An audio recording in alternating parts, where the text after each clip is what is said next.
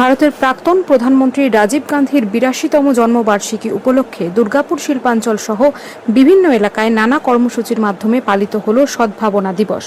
বৃহস্পতিবার সকালে Durgapur steel city Rajiv Gandhi memorial সোসাইটির উদ্যোগে দুর্গাপুর মহিলা কলেজ সংলগ্ন গোলাই মোড়ে রাজীব গান্ধীর মূর্তিতে মাল্যদান করে শ্রদ্ধা নিবেদন করা হয়। অনুষ্ঠানে উপস্থিত ছিলেন সোসাইটির সভাপতি দেবেশ চক্রবর্তী, সুদেব রায়, রবীন গঙ্গোপাধ্যায় সহ সংগঠনের সদস্য, বিশিষ্ট ব্যক্তিবর্গ এবং শিশুরা।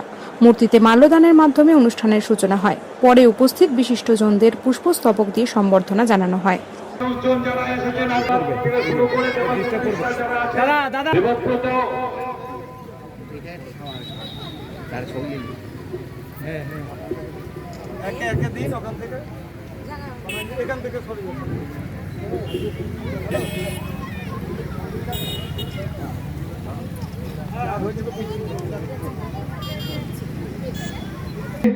আমরা আশা করব আপনারা সকলে সক্রিয়ভাবে সোসাইটির পাশে থেকে দুর্গাপুরের উন্নয়নের জন্য, দুর্গাপুরের গৌরবের জন্য যে লড়াই Durgapur steel city Rajiv Gandhi memorial society শুরু করেছে তার সম্পূর্ণভাবে তাদের পাশে থেকে সহযোগিতার হাত বাড়িয়ে দেবেন।